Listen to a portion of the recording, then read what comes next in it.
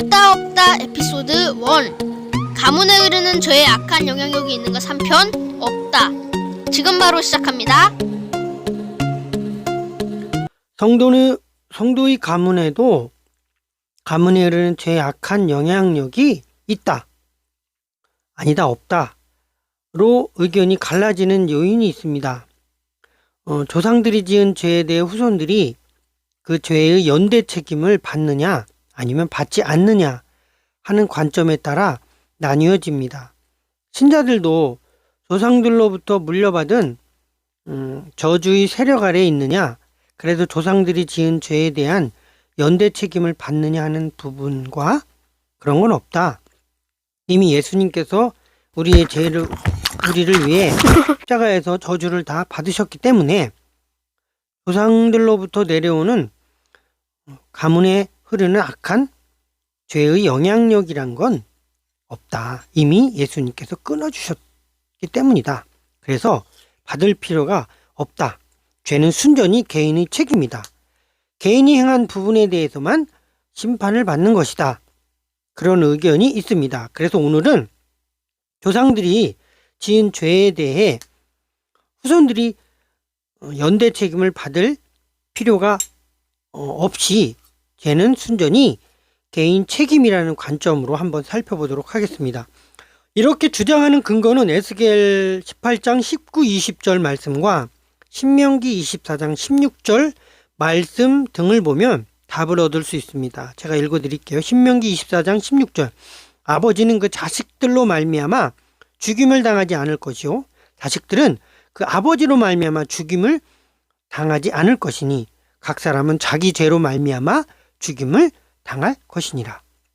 에스겔 18장 20절도 범죄하는 그 영혼은 죽을지라 아들은 아버지의 죄악을 담당하지 아니할 것이요 아버지는 아들의 죄악을 담당하지 아니하리니 의인의 공의도 자기에게로 돌아가고 악인의 악도 자기에게로 돌아가리라. 아멘. 아버지가 죄를 범했다고 아들이 그 죄에 대해 연대 책임을 질 필요가 없다. 그리고 가문에 흐르는 죄의 악한 영향력은 없다. 그런 말씀이죠. 에스겔 18장 2, 3절에도 보면 너희가 이스라엘 땅에 관한 속담에 이르기를 아버지가 신포도를 먹었으므로 그의 아들의 이가 시다고 함은 어찌 됨이냐. 주 여호와의 말씀이니라.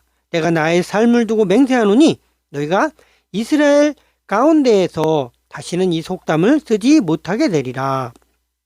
아멘. 이 말씀이 있습니다. 그러니까 당시 속담에 아버지가 신포도주를 먹었다고 아들의 치아가 시다라는 말이 속담으로 있었습니다. 결국 부모의 죄는 자녀가 담당한다. 그런 속담이 사람들 사이에 많이 퍼져 있었던 거죠. 그렇게 될 수밖에 없었던 것이 이 에스겔 18장의 이 배경은 결국은 이스라엘 백성들이 조상들의 우상 숭배로 말미암아 나라가 멸망의 위기에 처하였고 그러한 것들이 후손들에게 조상들이 선대들에 대한 불평과 원망, 그 선대들이 지은 우상 숭배의 죄를 아무 죄 없는 우리가 당하게 됐다라고 그렇게 당시의 시대적 배경이 그런 배경이 있었습니다. 거기에 대하여 분명히 에스겔을 통해 주신 말씀은 부모의 죄는 자녀가 담당하지 않는다라는 거죠. 각자가 행한 대로 하나님께서 갚으신다는 말씀입니다. 예수님께서 우리를 위해 십자가의 보혈을 흘려주시고 저주를 대신 담당하셨기 때문에 저주를 따로 받을 필요가 없다는 겁니다. 신앙은 다분히 개인적이고 개별적인 선택에 달려 있다고 주장하는 겁니다. 그러니까 에스겔 18장 19, 20절은 이에 대하여 강조하는 말씀입니다. 그러므로 우리는 이 말씀에 근거해서 더 이상 내가 어려운 이유나 안 되는 요인들을 만날 때마다 조상 탓, 남편 탓, 아내 탓, 시부모 탓, 처갓집 탓, 자식 탓, 심지어는 나라민 탓까지 원인을 자기에게서 찾지 않고 남에게서 다른 것에서 찾으려는 그러한 헛수고들을 빨리 버려야 될 것 같습니다. 또한 예수님을 믿는 사람으로서 가장 안 좋은 표현이 뭐냐면 금수저, 흙수저 그런 탓도 속히 버려야 될 것입니다. 패배의식과 열등의식에 사로잡혀 자신의 삶을 저주하거나 무기력하게 부정적으로 살아가서는 안 되는 것입니다. 이는 예수님께서 십자가에서 내 모든 저주를 끊어주신 그 은혜를 저버리는 불신앙적인 모습이죠. 불신앙은 죄입니다. 빌립보서 4장 6절은 분명히 말씀합니다. 아무것도 염려하지 말고 다만 모든 일에 기도와 간구로 너희 구할 것을 감사함을 하나님께 아뢰라고 그랬습니다. 아무것도 염려하지 말라고 말씀하셨죠. 베드로전서 5장 7절도 너희 염려를 다 주께 맡기라. 이는 그가 너희를 돌보심이라. 시편 37편 5절도 내 길을 여호와께 맡기라. 그를 의지하면 그가 이루시고라는 말씀이 있습니다. 그런데도 불구하고 우리는 왜 근심하고 불안하고 두려워하고 걱정하고 염려합니까? 그리고 어려운 일을 만날 때마다 습관처럼 그 원인을 주변 가족들 아니면 직장 상사 다른 사람들에게 돌리곤 나는 아무 책임이 없다는 식으로 살아가는 경우들을 많이 보게 됩니다. 여러분, 내 힘으로 해결할 수 없으니까 주님의 도우심이 필요하고요. 내 능력 밖의 일이기 때문에 해결하시는 주님께 매달려야 하는 것입니다.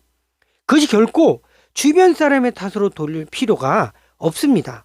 그런데 우리는 아주 이 분야에 뛰어난 학위와 많은 자격증을 가지고 있습니다. 모세가 출애굽을 할 때 순전히 이스라엘 백성들만 따라온 게 아닙니다. 출애굽기 12장 37, 38절에 보면 이스라엘 자손이 람셋을 떠나 숫곳에 이르니 유아 외에 보행하는 장정이 60만 가량이요.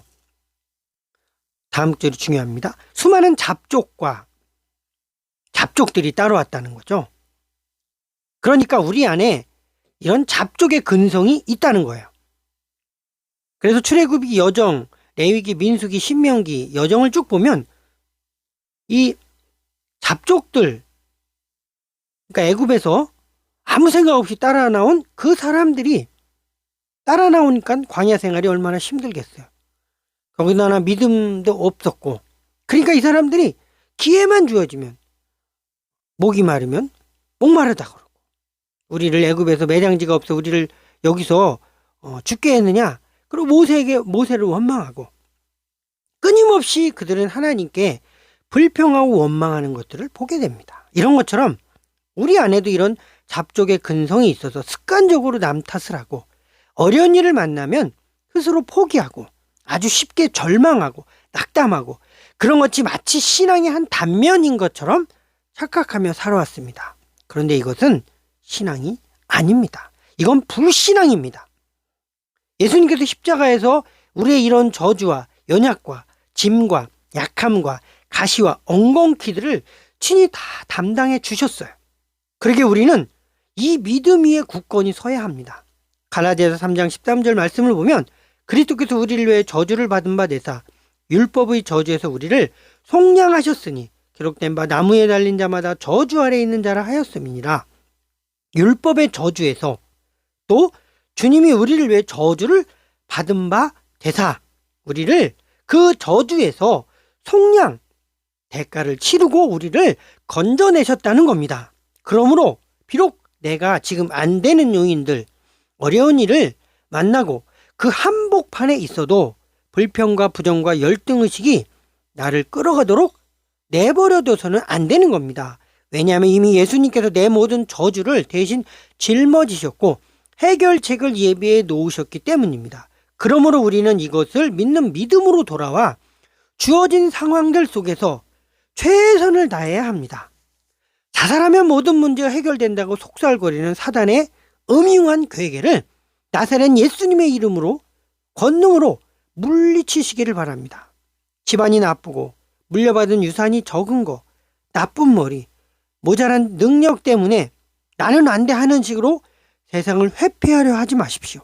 그렇게 따지면 다인만큼 어려움에 직면한 사람이 또 어디 있겠습니까?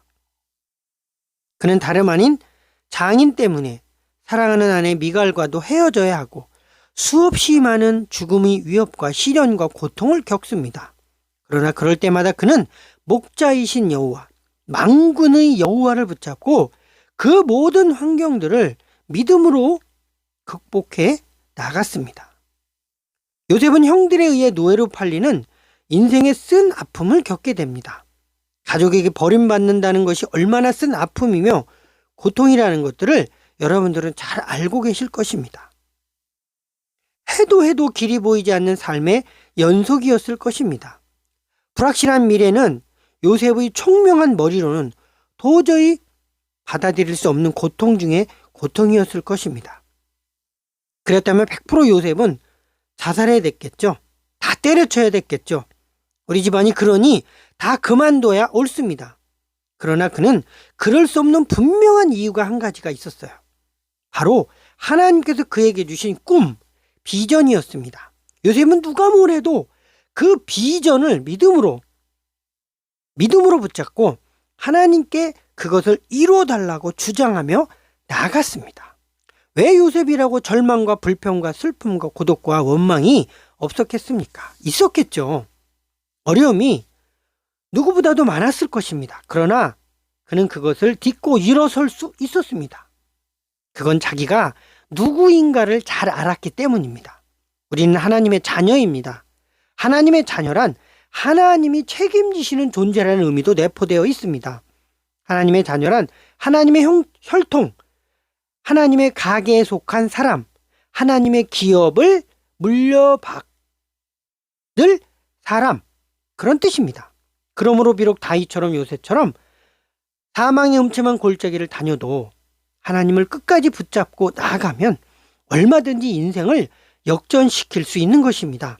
왜죠? 이미 예수님께서 나의 삶을 그렇게 정하셨고 그 복을 주시기 위해 부르셨기 때문입니다. 그러므로 예수님이 나의 모든 저주를 다 끊어주셨음을 굳게 믿으시기를 바랍니다. 그리고 나는 그 은혜로 하나님의 자녀가 되어 거듭났으며 새로운 피조물이 되었다는 것을 선포하시기를 바랍니다. 그리고 설령 안 되는 환경적이고 집안적이고 내적이고 외적 요인들을 만나더라도 그 상황에 눌리거나 자포자기 하지 말고 복의 근원이 되는 인생으로 살기 위해 뚜벅뚜벅 운명과 맞서 나가야 합니다. 내 힘으로 그 삶의 장벽들을 능히 이겨낼 수 없지만 주님께서 나와 함께 하시기에 주님을 순간순간 의뢰하면서 인내하고 넘어지면 또 일어서고 넘어지면 또 일어서고 계속해서 도전하고 열심을 내다보면 내 운명의 굴레라고 여겨졌던 것들이 하나둘씩 오로지 주님의 도우심으로 벗겨지는 날이 반드시 오고야 말 것입니다.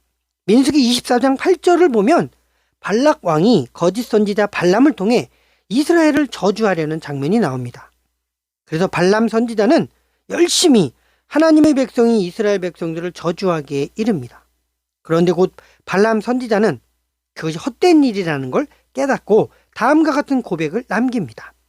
하나님이 저주하지 않으신 자를 내가 어찌 저주하며 여호와께서 꾸짖지 아니하신 자를 내가 어찌 꾸짖으랴.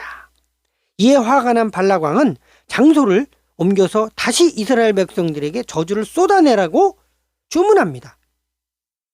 그런데 발람 선지자는 23장 20절에 똑같은 고백을 합니다. 내가 축복할 것을 받았으니 그가 주신 복을 내가 돌이키지 않으리라. 여호와 그들이 하나님이 그들과 함께 계시니 왕을 부르는 소리가 그 중에 있도다. 하나님이 그들을 애굽에서 인도하여 내셨으니 그의 힘이 들소와 같도다. 야곱을 해할 점술이 없고 이스라엘을 해할 복술이 없도다. 이때에 야곱과 이스라엘에 대하여 논할진대 하나님께서 행하신 일이 어찌 그리 크냐 하리로다. 이 백성이 암사자같이 일어나고 숫사자같이 일어나서 움킨 것을 먹으리로다 하며 발람 선지자는 이스라엘 백성들을 축복할 수밖에 없는 이유를 설명합니다. 그러므로 가문에 흐르는 죄의 악한 영향력이 있다는 그러한 논리적 함정에 여러분의 생을 저당 잡히는 대신 오히려 운명과 삶은 얼마든지 믿음을 통해 극복되고 바뀔 수 있다는 믿음을 가지시기를 주님의 이름으로 축복합니다. 아브라함처럼 아브라함의 예를 들어보면 그는 75세였습니다. 지금도 75세가 나이가 많은데 당신은 얼마나 많았겠어요. 늙고 그리고 이미 삶을 정리해야 될 그 나이에 하나님께서 아브라함에게 나타나셔서 본토 친척 아버지 집을 떠나 주님이 지시하는 땅으로 가라고 말씀하셨습니다. 그 말씀의 의도는 바로 그런 아브라함을 복의 근원, 복이 되는 사람으로 만들어 주시겠다는 그러한 하나님의 계획이며 뜻이었습니다. 그러나 그 말씀을 의지하여 가기에는 아브라함은 인생의 모든 것들을 다 바꿔야 되는 거죠. 자기가 75년 동안 살아왔던 갈대아 우르 지역의 모든 인간관계 인맥 또 친숙했던 모든 삶의 여정을 다 놓고 생명무지의 땅으로 가야만 하는 거죠. 아무런 기약도 보장된 기업이 주어진 것이 아니었습니다. 오직 하나님께서 나타나셔서 말씀으로 언약을 주신 것뿐이었죠. 그러나 아브라함은 그 약속의 말씀을 붙잡았습니다. 아브라함이 붙잡은 약속의 말씀은 복의 근원이 되는 삶입니다. 여러분 자신이 복이라는 거죠. 그래서 아브라함은 그것을 붙잡고 복의 근원이 되는 삶을 선택하고 주님의 말씀을 붙잡고 나아갔습니다. 가는 과정 속에 어려움이 있었겠죠. 수많은 갈등이 있었겠죠. 그러나 아브라함은 그 하나님을 의지했습니다. 하나님은 그런 아브라함의 믿음을 보시고 그를 복의 근원이 되는 열국의 아비로 만들어 주셨습니다. 그것이 바로 창세기 12장부터 25장까지 아브라함의 역사이며 여러분들도 그렇게 하나님을 믿고 나아가면 여러분의 삶에도 창세기 12장부터 25장까지 역사 그대로 재현되는 겁니다. 그리고 여러분도 믿음으로 아브라함처럼 인생을 그렇게 바뀌어지고 또 그를 통해 변화되는 삶을 살 수 있게 되는 것입니다. 성경은 그대로 고백합니다. 아브라함이 그렇게 하나님을 믿고 복의 근원이 되는 삶을 살았더니 그의 자녀들 이삭, 야곱, 요셉도 모두 다 복의 근원이 되는 자녀로 우뚝 섰다는 것. 이것이 창세기가 우리에게 교훈해주고 있는 말씀입니다. 여러분 우리가 믿는 것은 하나님이지 세상의 조건이 아닙니다. 우리가 믿는 것은 하나님의 약속의 말씀이지 통장의 잔고가 아닙니다. 우리가 믿는 것은 하나님이 약속하신 비전이지 인맥, 학연, 지연, 빽이 아닙니다. 그러니 누구도 내 인생을 파멸로 열등의식과 우울로 끌어내리도록 허락해서는 안 되는 것입니다. 내 삶은 예수님이 친히 피를 흘려 값주고 사신 하나님의 선물이며 기업인 것입니다. 분명 예수님의 족보에 든 여성 라합의 출신 배경은 이력은 부끄럽기 그지 없습니다. 그녀는 기생이며 창녀나 다름없는 일을 했습니다. 그러나 그는 분명하게 당당하게 예수님의 조상이 되는 족보에 그 이름을 올렸습니다. 마태복음 1장에 나오죠. 무엇이 이 여인을 이렇게 만들었을까요? 복은 타고난다는 말도 있습니다. 그러나 그보다는 하나님께 어떻게 반응하고 믿음으로 나아가느냐에 따라 삶의 결과는 달라지는 것입니다. 그러므로 부모님께 왜 다른 친구들처럼 좋은 머리 또 유산을 물려주지 않았나 하고 불손한 말로 부모님을 가슴 아프게 하지 마십시오. 왜 나를 이렇게 허접한 집안에 태어나게 했느냐고 하나님께 항변하지 마십시오. 뿐만 아니라 부모 잘 만나 좋은 환경에 산다 하더라도 그것에 빠져 오만하거나 삶을 일탈하지 마십시오. 하나님은 공평하십니다. 삶의 조건이 좋던 나쁘건 그건 인간의 생각이지 하나님은 우리의 외적 조건을 보시지 않습니다. 대신 라합처럼 다윗처럼 요셉처럼 롯처럼 나쁜 조건과 가문이라고 환경이 나쁘다고 위축되지 않고 믿음을 가지고 주님을 의지해 가면서 삶을 운명을 믿음으로 신앙으로 말씀으로 여호와에 대한 굳건한 흔들리지 않은 믿음으로 개척해 나가는 인생들을 주님은 도우시고 기뻐하신다는 사실입니다. 엘리의 자녀들, 사무엘의 자녀들은 분명 너무나 좋은 집안, 좋은 부모를 만난 것은 맞습니다. 그러나 그들은 그것으로 도리어 패망하게 되고 하나님께 저주를 받게 된 것을 성경은 우리에게 교훈합니다. 그러면 여러분, 중요한 것은 삶의 조건, 환경이 아니라 내가 누구를 믿고 있는 사람이냐죠. 우린 하나님을 믿는 사람입니다. 그러면 하나님만 믿는 이 믿음의 기초 위에 서서 좌로나 우로나 흔들리지 말고 여호수아처럼 오늘도 내일도 미래도 뚜벅뚜벅 주님 붙잡고 믿음으로 걸어 나가셔서 여러분의 삶을, 운명을 바꾸시고 개척하시고 새롭게 하시는 모두가 되시기를 주님의 이름으로 축원합니다. 감사합니다.